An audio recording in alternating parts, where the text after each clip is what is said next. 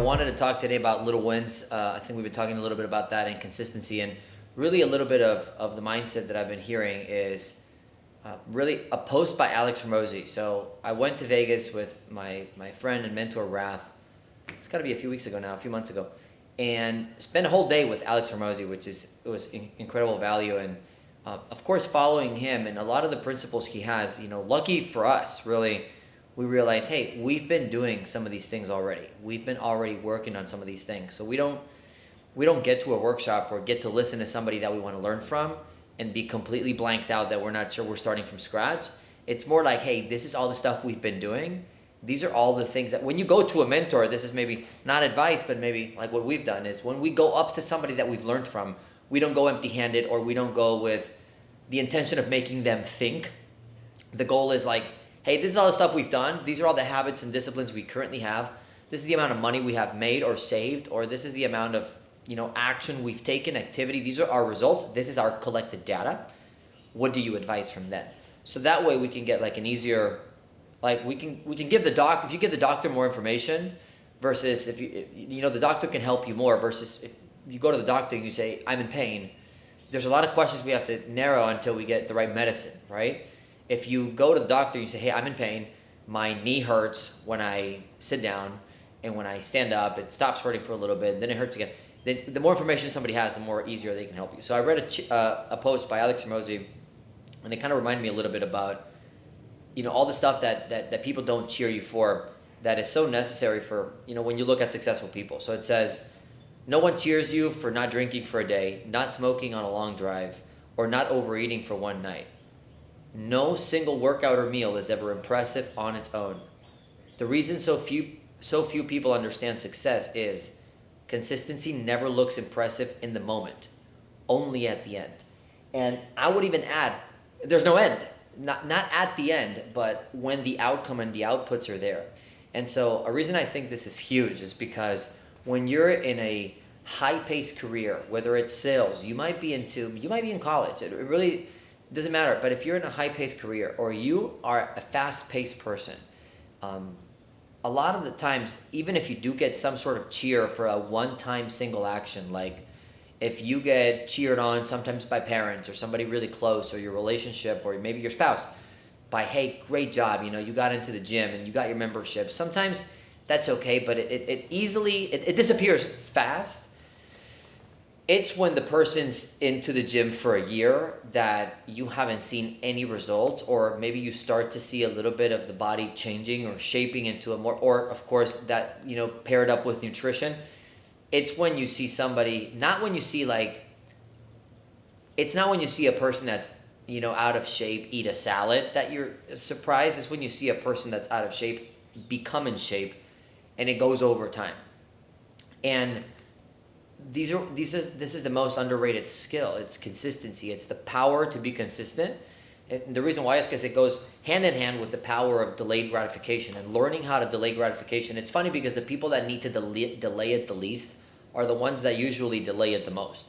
So you look at a guy like Alex Hormozi that makes, I don't know how many, he runs a $250 or $500 million portfolio, and he doesn't need to delay gratification, but you can see how in his actions when you listen to his podcast, like he's talking about, hey, I'm not doing this until I get my work done. Or even I remember hearing him talk about food. He said, hey, he's in great shape. The guy is in incredible shape, and he talks about, hey, I'm not eating my dessert or my ice cream until I get my protein in. And I remember him talking about this for a few videos he did where he was like, I usually get my 200 grams of protein or my 250 grams of protein a day. I usually hit that by lunch. So dinner and the rest of the day, it's almost like it's easy. So you can see when a person is consistent, it like applies and it lingers into every area of their life. People that are consistent like this, they're very, very hardwired. They normally cannot just do like a one-time thing. Or if they have a new habit, they either have to insert it or stack it in between other things they do, or they won't do it or even start it because they realize that it isn't worth it for them to alter their schedule or alter their routines in order to do that. You'll notice that consistent people are maniacs and freaks when they travel because they want to make sure that when they travel, hotel distances, places, travel between spots, clothing, things are measured in a way that, hey, I still need to hit my consistent habits. I still need to hit my routines. And I think this is such an overrated skill, such an underrated skill. And when I look at my life, and I can't tell you, you should do this and you'll get these results. When I look at my life, it's 2025 right now. I was pulling up a notebook the other day where I was writing my goals down in 2018, 2019. And I was in the same career just 6 years ago. I was making maybe $1,500 a week or nothing too crazy. I was a new manager, and I remember writing goals down like, today I'm going to eat 2 pieces of fruit. Today I'm going to drink water. I guess I was worried about that. Hey, my long-term goal is I'm going to marry my wife. I'm going to be a national consultant. I'm going to be this. I'm going to promote 2 leaders this month. I had my like daily to-dos, and I also had my mid to long-term goals written out. And I kept these notebooks, and I look back and I realized, wow, like the majority of these goals I've hit. And when you look at all the things that have been common, all the things that have been the same over this period of time, you realize that it's not about the quality of those things. It doesn't matter what the thing is that was the same. It matters that it was the same. And I don't know if I can explain that any better. So it's the consistency that gives you the prize on whatever. You look at Mr. Beast, that I've never seen a YouTube video for Mr. Beast, even though I know he's the best or the biggest YouTuber on the planet. All I know is he's been so consistent. I think he recorded a video, and you can, please apologize if it's wrong. I don't know if it was him or some other crazy YouTuber that he said, hey, he went viral because he recorded a video saying, I'm going to count to 1 million on a camera. And he started 1, 2, 3, 4, 5, 6, 7, 8, 9, 10, 11, 12, 13. And he counted until 1 million on a one-shot video.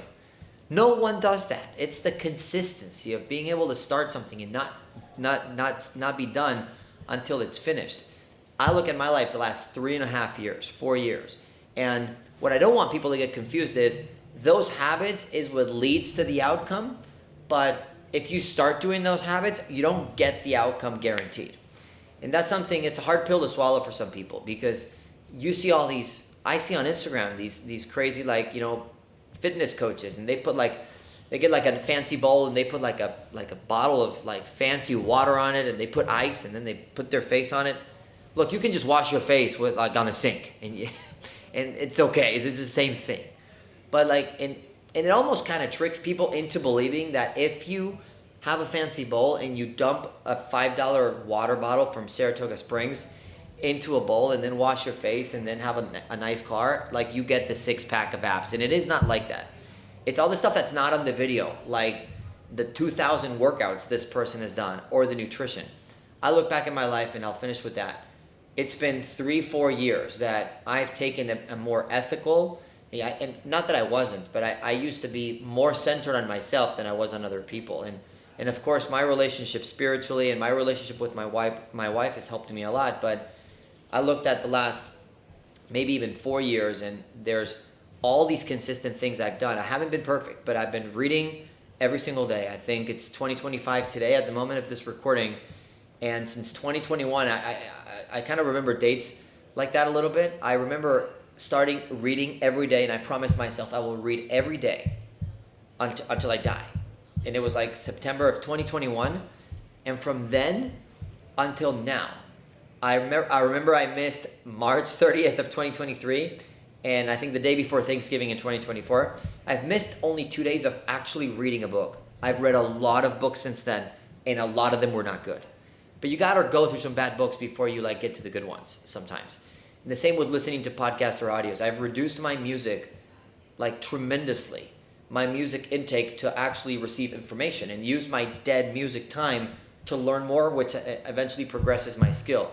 I've done a prayer in the morning, every morning since that day. And have I missed it once or twice? Maybe, I don't remember. I don't beat myself up for it, but when you look back, I've been tremendously consistent. I was fat at one point. I got to 180 pounds when my wife was pregnant with our first son. And it was kind of weird because I get my same frame, but then I was just like a big belly. And I couldn't fit my clothes. It was terrible. So I started working out, and I started eating better. And since I started working out, I said to myself, I'm going to go to the gym 3 times a week. And I did 3 times a week for the whole year. And then the next year I said, I'm going to go 4 times a week. And then the next year, I'm going to go 5 times a week. And it's not until this year where I'm going 5 times a week that when I'm in the gym or I have my shirt off, people actually compliment me, which I've never got like a fitness compliment up until now. But then it was a lot more work 2 years ago, 3 years ago when I was new at the gym and I was not seeing any changes, but the consistency and the little wins is what, when you're at a moment of risk in your career, when you're at a moment of doubt, when something bad creeps in or you have a bad week or a bad month or bad sales or bad performance or bad something, it's in those moments of self-doubt that I can pull in and withdraw from all of the consistent stuff I've been doing. It doesn't have to be related. In my personal life, the books, the reading, the this, the listening, the fitness, the audio, I'm a consistent person. And if you think about it and do the math, there are very, very few problems that you can look and say, hey, I cannot fix this problem by doing 2,000, insert units of activity. Tell me a problem. It's very few, and I'm sure you can come up with one, but tell me a problem. Like, let's say I have a sales problem. I can fix it. I can fix any sales problem if I put 2,000 rounds of practice every day by day whatever, or by every week or by every month. There are very few problems that I can't use the skill of consistency to fix, which brings me peace, eliminates self-doubt. So if you're thinking, well, how do I get rid of self-doubt? How do I talk myself less? Sometimes you got to just get consistent on a lot of things. It's very hard. If let's say life is a combination of a lot of graphs like this. Let's say you're inconsistent, right? And you go up and down. Let's just imagine that your fitness life is pretty consistent. It goes like this, ups and downs, but it goes pretty consistent. Let's say your financial spend and the way you spend money, it's pretty consistent. It goes like this. Let's say your relationship with your spouse is pretty consistent. It goes up and down, but it's overall pretty good. Let's say that your free time and your hobbies is pretty consistent. And then you insert work, and you're not sure what it's going to be. But what would your guess be? If everything in your life is pretty consistent, and you insert a new thing, like a new job, or sales, or a new skill, do you think it's randomly just going to be like this and be terrible? It might start like this, but eventually it'll even out because it'll copy the other frequencies that you have in your life. That's where I think it's how we eliminate self-doubt. First of all, you can't cheat time. You need a lot of time.